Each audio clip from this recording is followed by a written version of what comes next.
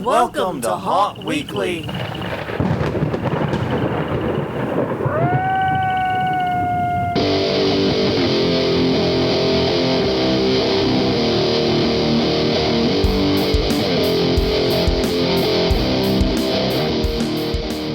Hello, everyone. I'm Jonathan. I'm Crystal. And this is Haunt Weekly, a weekly podcast for the haunted attraction and haunted entertainment community. Whether you're an actor, owner, or just plain aficionado, we aim to be a podcast for you. And we return to you once again after a long, difficult weekend. Yeah. We won't go into too many details, but we were out of town on less than pleasant business, we'll say. Mm-hmm. And business was far even less than pleasant than we expected. Yeah.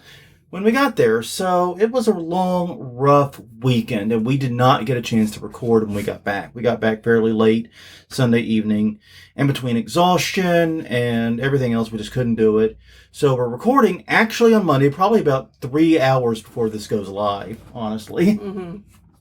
So please forgive us if this sounds a little rough. You may also hear a computer reboot in the background halfway through this. If so, that's because I'm also having computer trouble.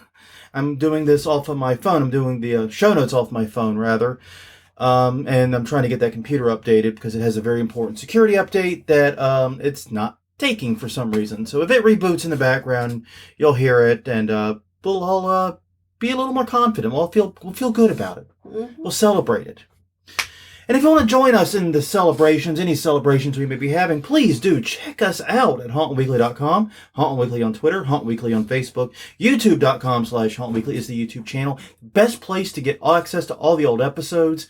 When we reference a previous episode, great place to go check it out. You can also find us on iTunes, or rather Apple Podcast, Google Play, Stitcher, Spotify, wherever you get your podcasts from. And join us, hopefully sometime in the near future. We're going to resume live broadcast again once the temperature stops being nuts and we have to stop leaving town. Mm-hmm. When we do, we'll be doing those Sundays, 8 p.m. Central, 9 p.m. Eastern. You'll find out about the details at facebook.com/hauntweekly. We do really want to get back to that. I really did love doing them live. Yeah. And getting that immediate feedback and getting the push on the question of the week and really engaging. It was a lot of fun. And I want to get back to that so bad. But this has just been an interesting couple of months, we'll say. Mm-hmm. Anyways, so yeah, as we said, housekeeping note, this is going to be a late episode. Not much that can be done about that, unfortunately. Like I said, we were gone all weekend. No opportunity to record while we were gone. Yeah, and it was a fairly unexpected trip. Yeah, this was not something we had been able to plan for. No. It was, and it was something we only found out we needed to do like 4 or 5 days before we had to go. So within the span of the last episode to this one, exactly, everything went down. Yeah. So we really didn't have time to plan. We didn't have any notes in the can. I knew what I wanted to talk about because I had the question last week that was going to lead into it. But I did not have the notes. So yeah. Anyways, sorry about that. Please understand. Life gets in the way. That's about it, right? That's all I got for you. Yeah. So on that note, let's talk about last week's question of the week, because this one was a doozy and got some amazing replies to it. Last week's question of the week was, what haunt absolutely lived up to the hype? And I actually went through it and tallied. Mm-hmm. We had a lot of responses, over 30 different responses when you factor in everything. Yeah. The winner, especially when you count the fact we get responses too, when we get like one apiece, right, was Netherworld. Mm-hmm. Netherworld won even without us, but with us it was a blowout, basically. Yeah. Netherworld won.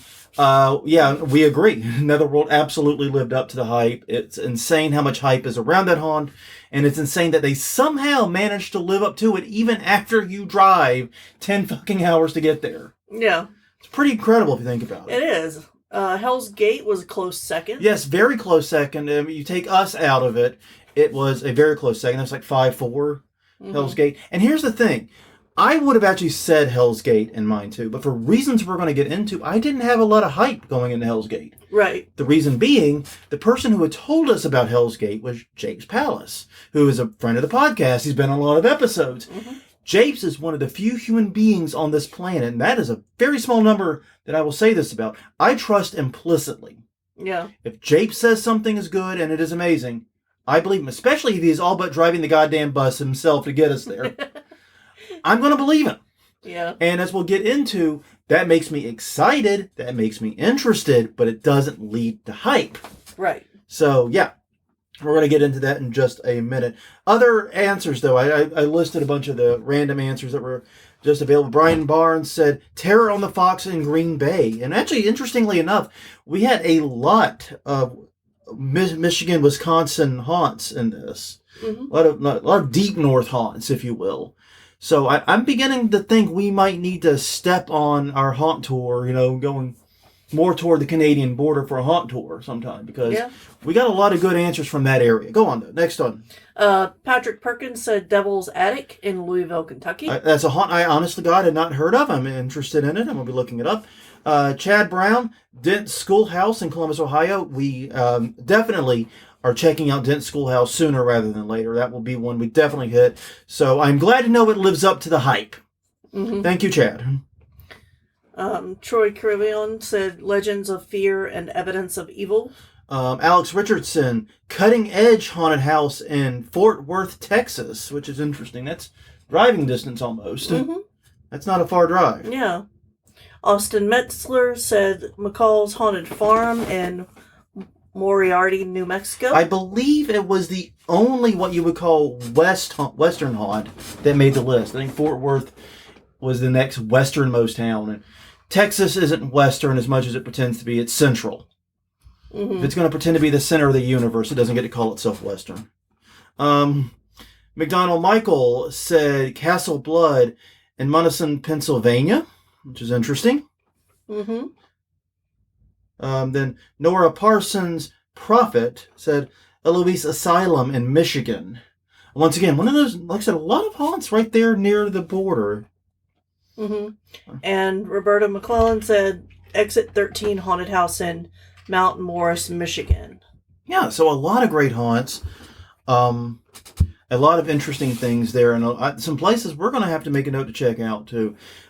We've already checked out the two winners. Mm-hmm. And I will just stand there and agree with everyone that they are amazing haunts and absolutely positively worth going to. And I see that you found where Legends of Fear is. Yes. Because I skipped that one when doing the research. I apologize. In Shelton, Connecticut. And, yeah, once again, north. Deep north. I mean, yeah.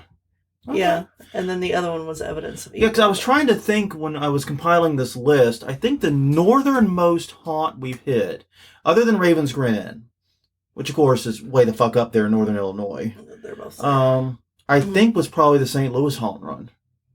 Yeah. I don't think we've gone much north. Well, Chicago. That's right. We did the Chicago ones.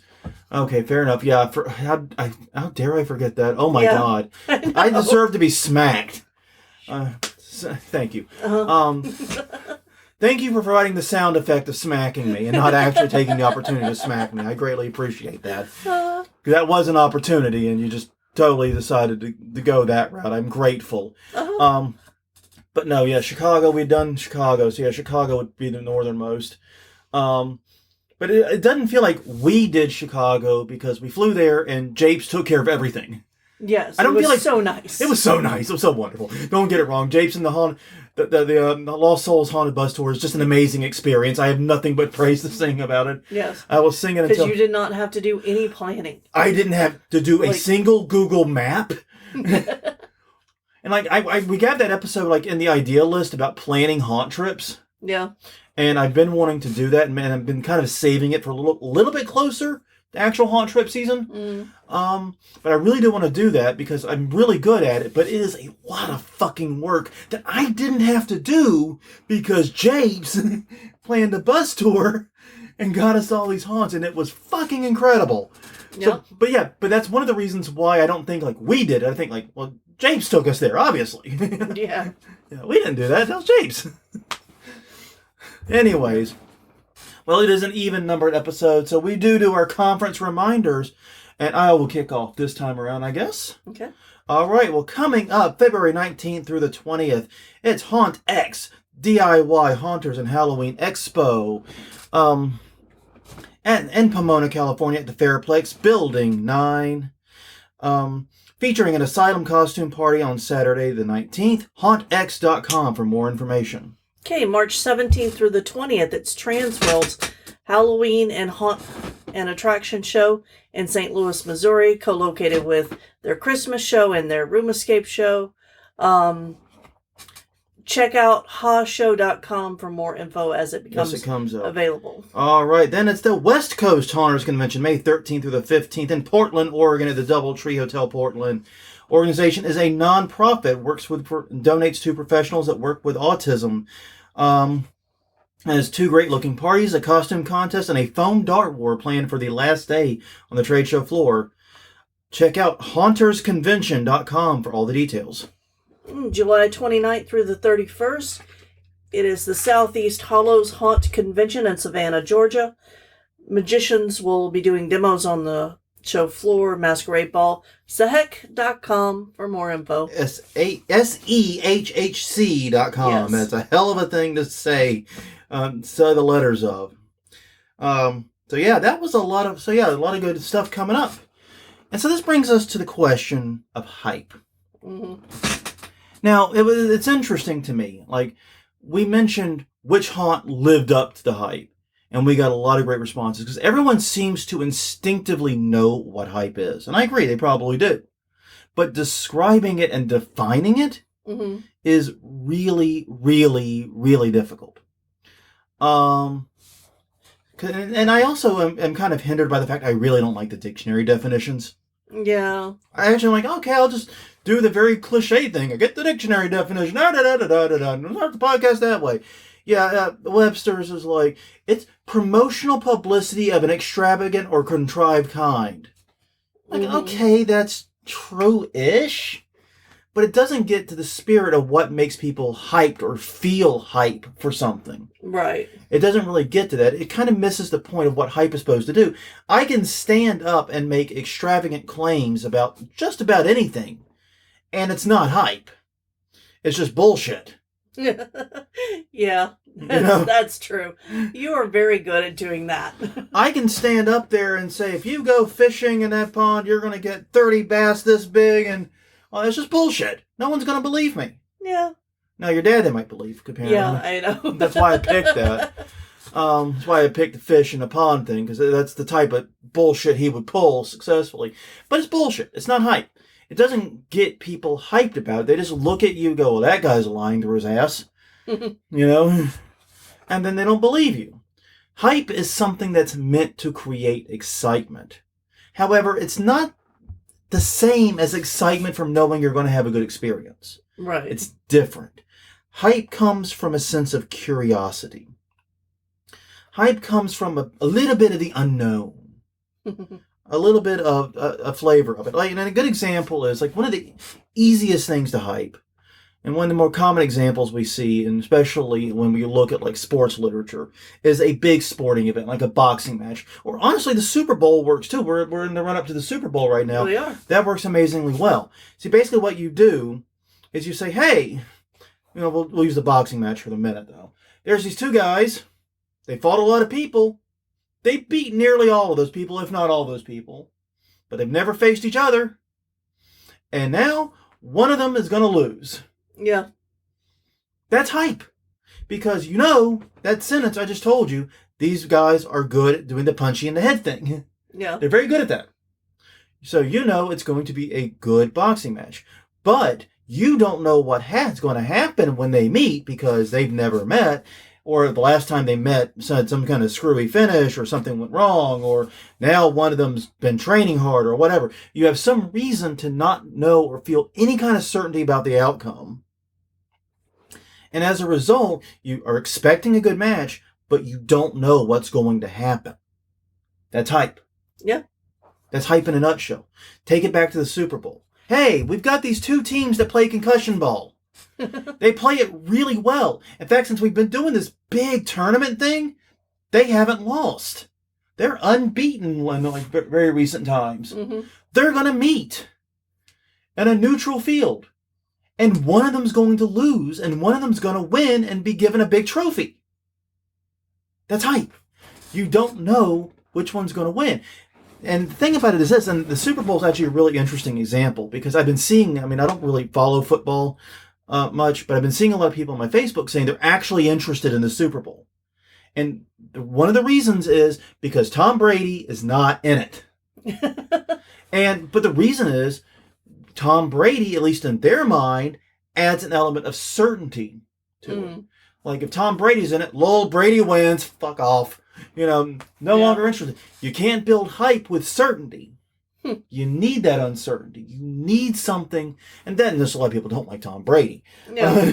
But the point of the matter is, you need that uncertainty. You need people to believe that there is a chance that something unpredictable could happen. That is what hype is. It is an intersection of believing something will be good. We have two teams that are amazing at this game. We fully expect them to have a great, highly skilled, highly competitive match with the uncertainty of what the outcome is. That's the intersection of hype. It taps into that FOMO because you know it's going to be good. And and like I said, you don't know the outcome. If you want to find out the outcome, if you want to find out what's up, you got to watch. You got to pay that ticket. You got to turn on your television. You got to go to that haunt. You got to do the thing and be in the place and whatever. That's hype. Right there. And it taps into that fear of missing out, that FOMO. So yeah, you've got to, and look at it as this way. Like, if you go to a 5-star restaurant, it's got a Michelin star, it's got great reviews, chef's legendary. You go there, you have a great meal, and you leave. Everything went exactly as expected. No surprises. That's a good experience. Yeah. Don't get it wrong. You'll probably go back to that restaurant or, whatever, at least for special occasions or whatever. But it's not hype. It's merely that you know this haunt is good. You have every reason to believe this haunt is good. And there is no uncertainty about what you're getting. You may be excited, you may be happy, and you want the product, but it's not hype. It's just different than that. Now compare that to a restaurant that's not far from us. Now, it's known for always doing good food. It does really, really good food. Basically, this guy took the bottom floor of his house, what would have been his garage, I believe, and converted it into a takeout restaurant. Or no, it's not the bottom of his house. It's an actual separate building. But anyways, he got a small space. No, there's no room for dining or anything. Yeah. We'll say that. And he converted it into basically just a kitchen with a counter. And you rock up, you don't know what's on the menu any given day. No. Not until you show up. Now, you can check his social media. Sometimes he remembers to post it there. Yeah. Sometimes. Not all the time. Sometimes. But everything there is very, very good. But he changes the menu every day. There's nothing really consistent. So what are you going to get when you go there? I don't know. You'll have 4 things to choose from. Yeah. And it realistically could be just about anything. And they will be good. Yeah. But you have no idea what it is. That actually builds a little bit of hype. Yeah. Now, do you want hype in a restaurant? I don't know. Maybe not. That's an interesting question. I don't think all businesses benefit from hype, but haunted attractions absolutely do. Yeah. Haunted attractions need hype. They live and die by hype. I mean, a good example locally of a haunt that lived and died by hype was the House of Shock. They had hype. Yeah. I mean, as much as I question the whole Satan thing the whole Satan angle they were taking, it got people talking, and it got people unsure what the hell was going on in there. Yeah. Yeah. And the truth is, it was a good haunt. It had good haunt shit going on, but it had mostly regular haunt shit going on. Yeah. The devil thing was the hype. It built the hype, and I realize that now. And what happened is eventually that hype stopped working as much because Satanism got a lot less scary. Satanists have bowling teams. Satanists, Satanists exist, and basically Satanism got less scary as a concept, and that was one of the things that chipped away at the hype that was built up by it. It was still a great haunt. Didn't change the fact it was good and had great actors and had great sets and everything. But they couldn't sustain the hype that they had like in the 90s in 2000s, you know? It couldn't do it. So anyways, that's what this episode is going to focus on. It's going to focus on how to build hype for your haunt. And the first step is obvious. I'm sorry. Yeah. I really... What's the first step? Build and operate a good haunt. There you go. Job's done. Woo! Done. We're going to clock off early. Oh, well, good night, everyone. It's been wonderful doing this episode of Haunt Weekly. And, yeah. okay. Yeah. But you do have to start here. Yeah, this really is important, actually. We do mean this. Yeah. Seriously, you do have to start here. I mean, you really, really do. Mm-hmm. Because you're never going to build hype with a bad haunt or even really a mediocre haunt. Yeah. Because here's the thing. You want to throw cold water on hype, like, really fast. Cold water is when you're like, hey, man, did you hear about that haunt? And blah, blah, blah. And I'm all excited about going there. And someone goes, oh, I went there last week and they sucked. Yeah. That is an ice water bath on hype that will kill it dead, that will drown it in a lake. Atreyu the horse didn't die that brutal of a death in that hype. It is dead. Yeah. So if the word or the reputation gets out that your haunt is bad, any hype you had is dead. So I hate to raise the ghost. Mm-hmm. So where's McCamey Manor on the hype factor? Because there are people who buy into the hype that he's built. Oh, yeah. Well, and here's the thing. He's built the hype not by having and operating a good haunt. I mean, it's not a haunt, It's not a haunt. But by the fact he lets almost no one into it. Yeah. It's easy to maintain that aura of mystery when like 3 people and a goat go through it every year. That's fair.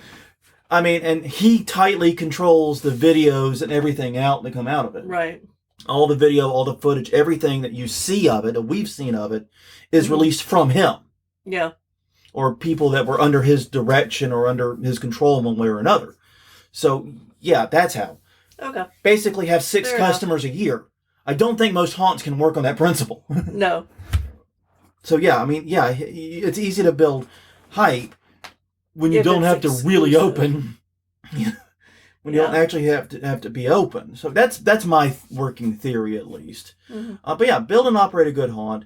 Hype and advertising, and that's the thing, can only sell a good haunt once. I mean, I bet only sell a bad haunt once. Exactly. If you get the customer through the door, and I'll give you an example of this locally. Mm-hmm. We got hyped about a haunt that we had found out was opening in New Orleans called the Revelation. Mm-hmm. We looked at the site. It looked mysterious and weird. Yeah. We couldn't really tell if it was a hell house or not at first, but... Right, because the name... And the name and the messaging and the visual. Yeah. We couldn't tell if it was a traditional haunted attraction, a hell house, or something in between. But we definitely had that curiosity factor going. Yeah. New haunt, who dis, right? Yeah, new haunt, who dis. And also, we knew the neighborhood they were opening in. Yeah. They had the balls to open a mile and a half from the House of Shock. And visible from I-10. Yeah. So we knew that there was probably someone important. That's why we had a belief that it was probably going to be at least good, at least passable. Yeah. And it was horrible. Yeah. Now, the people who built it, I know, were under unfair conditions by all accounts. It's not a good metric for the people who built it, and I don't want to malign them and say that they're terrible haunters. I don't think that's the case. I think they got roped into doing this project without enough time, money, support, resources, sanity, any of the stuff you need. Right. But it was terrible. It was just a frankly terrible haunt. It was one of the worst experiences I've had in the haunted attraction business. And I've seen other stuff that they can do when the time and the money line up. Mm-hmm. When all the pieces line up, they can build some great shit. Yeah. I've seen it. But it did not. But it really didn't line up here. Right. This was not Orion's belt of the stars aligning. No. This was the complete opposite of that.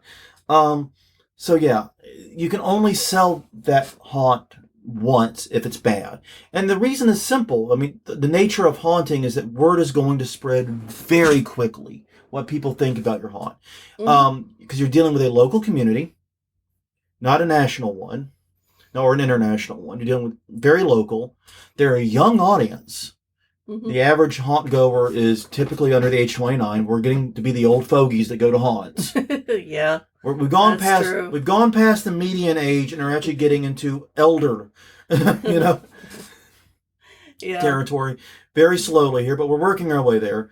And they're very socially connected. They got their TikToks, their Instas, Whatever else is new that we whatever. don't even know about Yeah, yet. they've got all the stuff that they have, their WhatsApps and all that stuff. They've Mhm. got ways of communicating both publicly and privately with each other that is nearly instantaneous. So someone goes to your haunt and says that they love it, and that word gets out there. You could have a crowd that night based upon what that person said just an hour or two before. Exactly. If your haunt sucks and word gets out, then yeah, that you can have That the opposite. kills it. That kills it. They can kill it. At least has the potential to kill it. So yeah, you can only really sell a bad haunt once. And trust me when I say you'll probably have a feeling what people are thinking about your haunt fairly early in the season. Yeah. And I mean, and I think that part of that is, so I'm thinking of Fight Club, because we recently rewatched it. Yeah, Fight Club's been coming up a lot lately. I know. But it's been able to maintain a lot of the mystery around it because you don't talk about Fight Club. That's the number one rule. Yeah. They built it into the movie, is you don't talk about it. So the mystery of it builds hype and is still there 20 years later. Everybody's still talking about how good it is. Yeah. At the same time. It's kind of like The Matrix had that thing going for a time, too. There was a lot of hype around yeah, I know I'm an old fucker, and I was a fucking adult when this happened, and believe me, nothing makes me more sad than to realize, like, a lot of people I'm talking to, I'm like, I was a kid when that came out. Yeah, I know. But when the original Matrix movie came out, there was a fuck ton of hype around it because it was supposedly really good, really awesome visually, had a great story, but they had the whole "what is the Matrix" thing. That was whole advertising came. What is the Matrix? ? Yeah. Flashy the green code, and then and move on. And you would ask, "What is the Matrix?" to someone who had seen it, and they would try. They would either tell you, "Oh, I can't tell you," tee hee hee hee, Yeah. or they would try to explain it and just make things worse. Yeah. So you had to see it for You yourself. had to go see it if you wanted to absolve yourself of that curiosity and see what everyone was saying was so fucking good. You had to go do it yourself, and I actually did. This is one of the times I broke down and gave into the hype. Yeah. So yeah, but basically, but people are saying what you're doing is amazing. Word of mouth advertising is great. It's kind of weird how this works because we trust word of mouth recommendations from people that know us more than any other form of promotion or advertising. Yeah. So because that is someone who knows you personally. Exactly. Saying to you, you will love this, ... Yes. And, there are people in our list of people that we know that we trust implicitly, Japes. like Japes. And then there are people who have led us astray and we will never trust again. You know who you are. Exactly. We're not naming you. Yeah. You know who you are. Yes, our escape room team is very exclusive. Yes. Anyways, and this works really well for a haunt to build hype because, yeah, we trust the recommendations, but we also know that our friends and our family and everyone we know is prone to exaggeration, prone to misremembering. Right. We trust that they will have our best interest in heart when they recommend something at us. We trust that they know enough about us and what they went to make that recommendation. But we really don't trust all the details. Yeah. And I'll be honest, a good example here for us was Raven's Grin Inn. Yeah. Our friend Kyle did this big nationwide driving tour, even hit Alaska and shit on this tour. Yeah, but this wasn't part of that. But anyways, he went to Raven's Grin Inn. Yeah. Bottom line, he went to Raven's Grin Inn, and he came back, and he was just like, you gotta go, you gotta go, you gotta go. And then he just starts rambling the things that are in it. Yeah. It's like, no. In no coherent order. No. And no, I don't believe you. Well, I mean, okay, I believe you believe that. I don't think you're lying. Right. But you got to be exaggerating for effect. You've got to be misremembering. I believe you're being as honest with me as you can, but I also believe that this can't be right. Yeah. This is just too kooky. And then, no, he turned out to be completely right. And In fact, if anything, he undersold a little bit, thinking back on it. So yeah, we trust the recommendations from word of mouth, but we don't necessarily trust the details. Mm-hmm. We don't trust the little facts that come with it.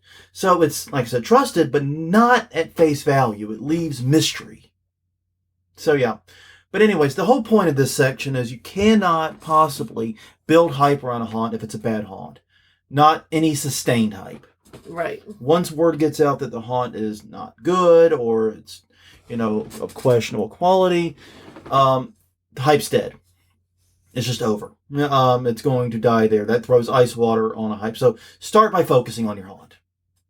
Second, and this is incredibly important, figure out what your unique selling point or USP is. The USP is such an important phrase in marketing because it is the thing that you can say about your haunt, your product, that no one else can say it. And Crystal's looking up previous episodes. We talked about this. I know we have. I should have done it when I was writing the notes. That's okay. But anyways, let me give some quick examples that we all know. Haunted Overload has the countless giant statues and big constructions all over the outdoor property. Absolutely insane. Yeah. I mean, I've seen videos of them, and I know they don't do them justice. But yeah. Exactly. But it's crazy. Yeah, because what you see is on a tiny screen if you're not there. Yeah. So you can't really understand or grok the full breadth of what's there. The only way you might ever be able to with something like that is VR. If you took a 360 photo or 360 video and then used a VR helmet. Yeah. That might work. I don't know. It'd be interesting. I'm curious. I would love haunt VR experiences. Oh, me too. Guys, get on this. Yeah, seriously. The 13th Gate locally, they're very well known for having the movie quality sets and using actual movie set designers to build them. Right. Erebus in Detroit, or near Detroit, well known for a long time for being the longest and the biggest. I don't know if they still hold that title or not. I don't think so. But that was a big thing for a long time there. And so you have these unique selling points. These are simple, easy facts that are provably true, demonstrably true, that other haunts and events cannot say. I want to throw out here, I know, and every time we raise this ghost, I end up putting my foot in my mouth and getting yelled at on Facebook and so forth. So it's probably going to happen again. Whatever. I've decried the use of haunt lists and best ofs and things like that. I've decried it before because the lists typically break down into one of two things. They're either popularity contests, which haunt has the best social media presence, which haunt has the most customers or the ability to get most people to go to this poll and vote, or it's just, one regional person's opinion or one regional team. And the reason is because it's pretty much impossible for anybody to go and hit even a significant number of haunts across the country in a season. Yeah. I mean, we have planned some very efficient haunt trips. We can hit 9 or 10 in a 3 nights of a weekend, Friday, Saturday, Sunday. So yeah, you figure you got 6 weekends. That's 60 haunts. 60 haunts is not even touching the tip of the iceberg. No, of haunts. Not at all. You're not even close. Even if you did twice as good as us and got 120, which that would be incredible. Do not recommend doing that to your body. It's probably a very bad idea for your health. Yeah. And we do know that there are some review teams that have people located all over the place. But even with teams, it gets complicated because now you're bringing in two people that might view and want different things. Well, and you don't know if the reviewers are paid to go or if they're, if there are any bias that the customer doesn't know about. Exactly. So, I'm always wary of those top lists. And we've been for example, one of the biggest haunt top lists for many years was owned by one of the attractions always on the list. Yes. And you could buy your way in. Yeah. At least that was the rumor. Yeah. So, it's kind of frustrating. So, regardless, But I do want to add, they can be somewhat useful for building hype if they are from someone the customer cares about. And trust. Like a friend. Like a friend, or like a trusted news organization locally. Right. Like, I actually was impressed earlier today. I saw a top 10 haunt list from USA Today. Now, USA Today is old, antiquated, but they're still a big name, still relatively well trusted. Mm-hmm. And I'm sure it was just a popularity contest and about who got the most votes. And those lists can be useful because usually haunts don't get to that stage by sucking. Mm-hmm. But if the goal of this list is to try to find the unsung heroes, the overlooked, really great haunts in this country, that's not going to happen. That's just not. But so yeah, any major news publications, trusted news sources, or any organizations locally that the customers know, and not just your haunt-centric customers know. I may know Scare Factory. I may know some of these haunt groups, mm-hmm. but doesn't mean the average family does. No. So you got to think about what the actual customers know. So yeah, well, I get it. You love showing them off. You love showing off the awards, your best ofs, your top tens, your whatever. Just realize almost everyone has them or can make legitimately similar claims. I mean, I can launch my own haunt review team tomorrow and give myself an award. Yeah, you could. And like, I could even make pretty outrageous, on the surface, outrageous claims about our haunt that are 100% true. Mm-hmm. Like, did you know we're the second biggest haunt in New Orleans by traffic? No. We are. We are. We absolutely 100% are. That's absolutely true. That's because New Orleans Nightmare is outside New Orleans. Yeah. I mean, and that's really splitting a fucking hair there. I admit it. That's splitting a goddamn hair because they're like within walking distance of the parish line.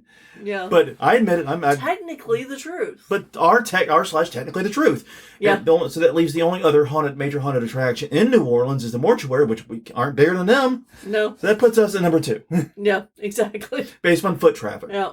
Just saying, we can legit say that. That is completely useless and pointless. It means not a goddamn thing. Mm-hmm. But we can say it. Yep. So yeah, if you want to be that silly and pedantic, we can do that. Yeah. Also, things that I know we've mentioned before to avoid are scariest, most terrifying. Yeah. Why? No. They're unprovable. Exactly. Like saying we're the region's scariest haunted house or the state's scariest haunted house. Okay, who said that? Yeah. What are they afraid of? Are they afraid of the same things I'm afraid of? Everyone's fear is different. I know. It's frankly just meaningless. It's puffery. It's what we call that in the advertising world. And everyone can make the exact same claim. And I think it's expected. Yeah. Like, I expect my haunted houses to be scary. Granted, we get that question all the time. Is it scary? Maybe we are out of... Or maybe we're the ones out of touch here. Because you're right. That is either the first or second most common question I get asked out front. Anyway, but yeah, okay, anyways. But yeah, you got to find something that uniquely points out to your haunt and gets people excited for it. Something that convinces people that your haunt is good, your haunt is interesting, your haunt is one people should go to. Mm-hmm. And it's something no one else can claim. And if you don't have a USP, if you don't have a unique selling point, make one. Yep. Find it. This should be priority 1 right now. It's January. You got until haunt marketing season starts in like August, September. Mm-hmm. Get to work creating one. Whatever it is, create a character, create a room that's totally unique, create something that is not seen anywhere else in your area. Do you have award-winning makeup artists? Have they won awards at these conventions and things? Advertise that. Yeah. Figure out what you can do. Yeah, and makeup actually is one of the things you could have a reasonable contest of because you can get a bunch of makeup artists in one place and have a contest. Exactly. Much easier to do that than it is to judge haunts. Mm-hmm. So yeah, good point. That's a good idea there. I mean, that's at least a little bit more useful. Mm-hmm. But yeah, so find something that no one else can claim. And then use that to create excitement about your haunt, but also to create mystery about it. When describing your USP, describe it in deliberately vague terms. This is where you have to figure out the line to walk. Mm-hmm. This is admittedly very difficult because you have to make it clear and give them enough information so that they know it's going to be good, or it's going to be something they haven't seen before. It's going to be interesting. Mm-hmm. It's going to be something they want to see, but not so much that they feel like they know what they're getting exactly. Yeah. And I just created this example out of thin air. Do you have, like, doing the Haunted Overload thing where you have these 13 giant figures that stand between 30 and 55 feet? Mm. Okay, that's pretty goddamn cool. That's really cool. But if you go out there and in your marketing say, we have 13 figures between 30 and 55 feet tall, that's stupid. Yeah. Don't do that. There's no hype. Mm-mm. What you say is something more like, more than a dozen giant creatures, each over 30 feet tall, await you, and you can meet their king with over 50 feet tall and hungry for you. Or something like that. Mm-hmm. Now, I gave no exact numbers. No. I gave you enough information to know that there's more than a dozen. There were 13. And that they all were at least 30 feet tall. Mm-hmm. And I'll let you know there might be one giant bastard too. Yeah. That's enough to let you know there's a lot of tall, scary statues in this place, but not so much that you feel certain and confident you know what's in there. It creates a little bit of mist. Because that's basically this. The information I gave you, how tall are they? Well, they're over 30 feet, but the over 30 feet could be anything from 30 to the damn moon. Probably closer to 30 feet than the moon, but still, that's... Probably. But still, they could be anything, right? And you know that there's over a dozen of them, but over a dozen, the number line keeps going. Exactly. You know there will not be less than a dozen. And that mystery, that uncertainty is what builds the hype that gets in people's heads.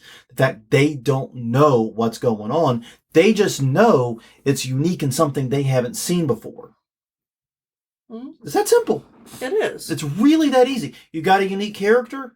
Come meet insert character name here. The insert backstory here who has a surprise, an evil surprise in store for you. Mm-hmm. Mortuary used to be good Yeah, at Mortuary this. used to really do that well, like with in the Ravencroft years. Yeah. They would say, come meet, Lord Ravencroft at the manor. He's expecting you as his guest. He's the Lord of the... and you always bring someone new. Yeah. The Bernie character. Yeah, since we're home haunt, we always have to rely on characters. And so what we have is, meet, the evil sculptor, Edward, Mm-hmm. right? It's Edgar. No, it was Kane's Collectibles, too. We did that. But anyways, meet him, meet this person. He or she is X, Y, and Z, and and they have plans for you. Mm-hmm. And that way, you don't know what this person's going to do, but you know what they look like, because there's going to be a photo. Usually there's a photo or some indication of what they look like included. Right. You know who they are, what their evilness is, and what they love to do, but you know nothing specific. Not how they do it. Not how they do it, not what they're planning to do to you. Mm-mm. And that is the opportunity, and that little bit, and it doesn't take that much mystery. It really doesn't. So you don't have to go like super crazy on the mystery side. I would definitely put more emphasis on letting people know your unique selling point than the mystery. But giving people just enough mystery to let their imagination go off to the races. Mm-hmm. That's the secret. That's the hype. That's what gets people excited, because they get themselves excited by letting their imagination run buck wild in their head. Mm-hmm. And people will do that. Yes. Holy shit! I have seen it.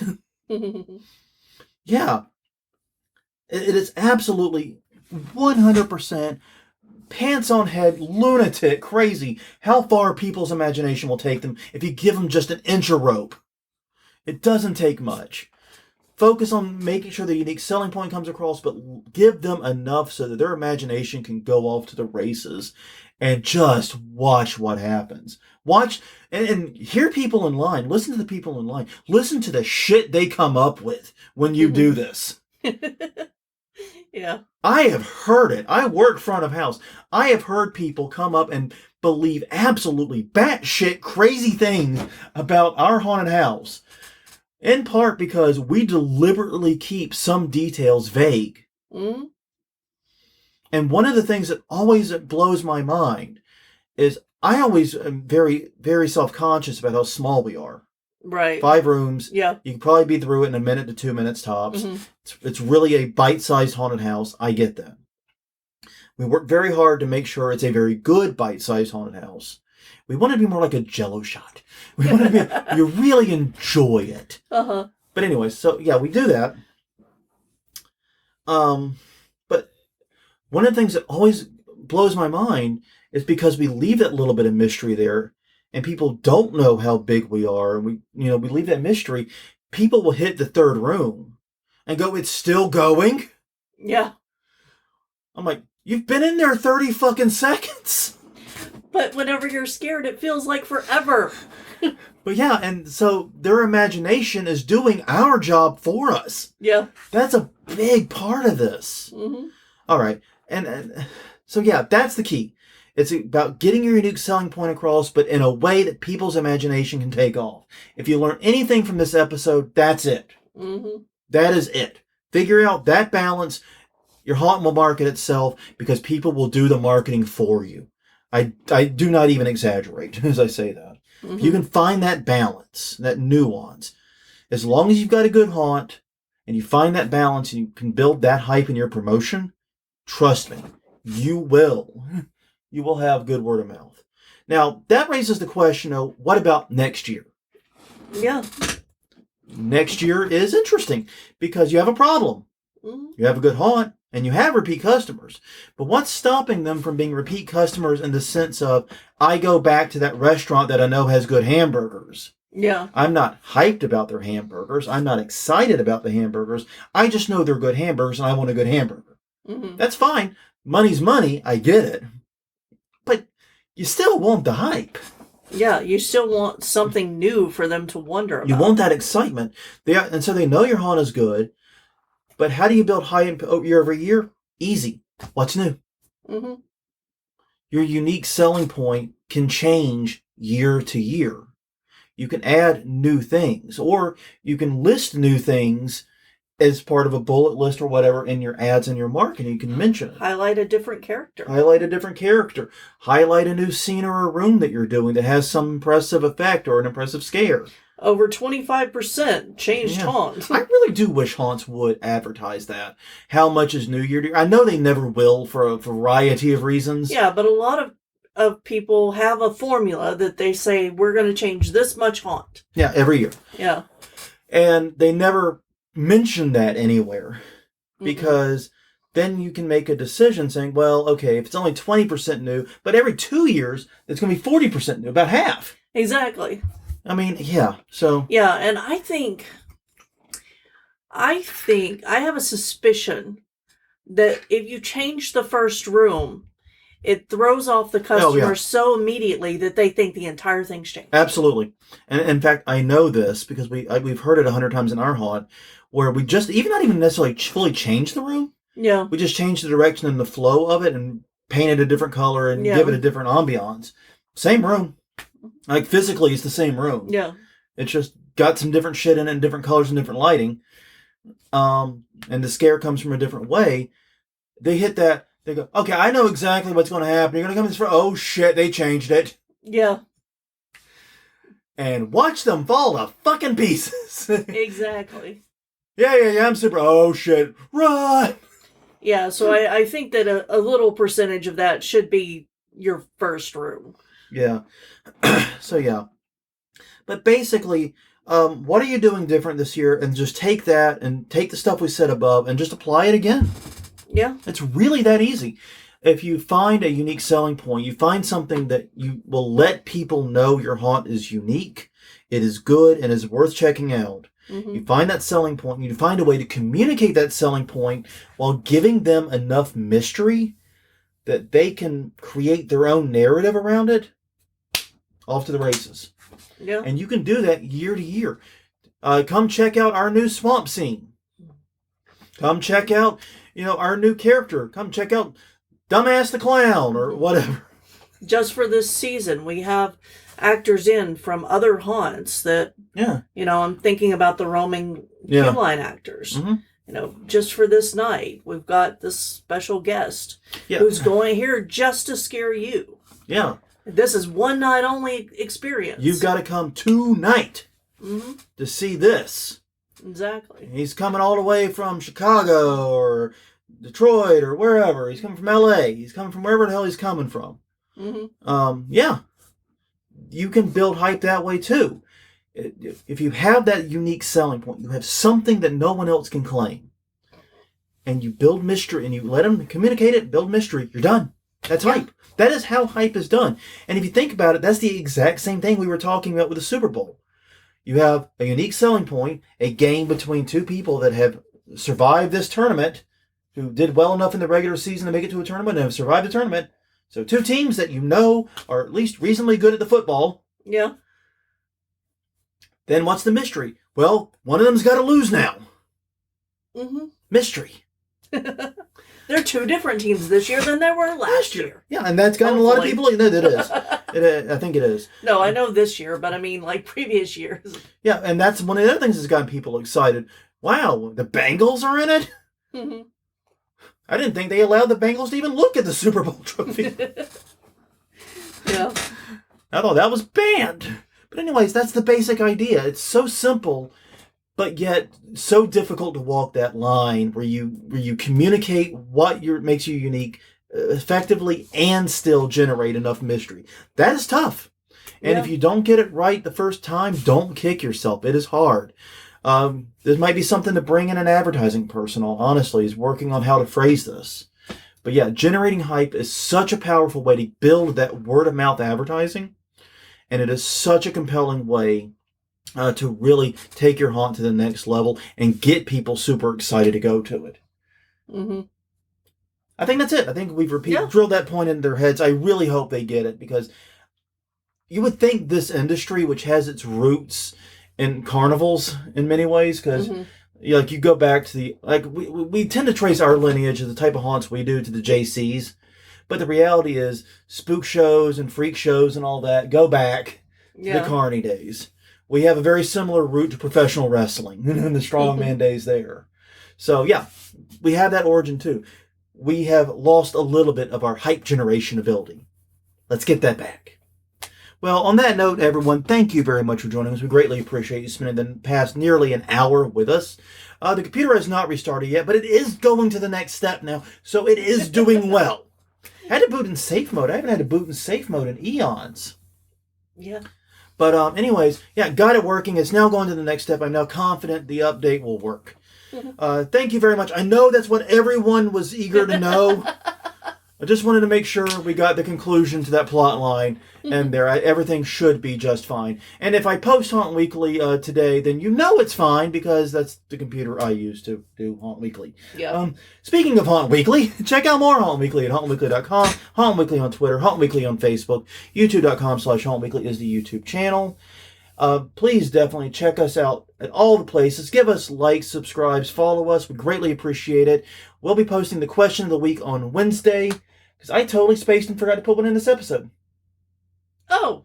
We never actually said the question of the week, and I realized it's because I didn't put in notes, and I knew what I wanted it to be. I just didn't put in the fucking notes. You want to say it now? Yes, I'll say it now.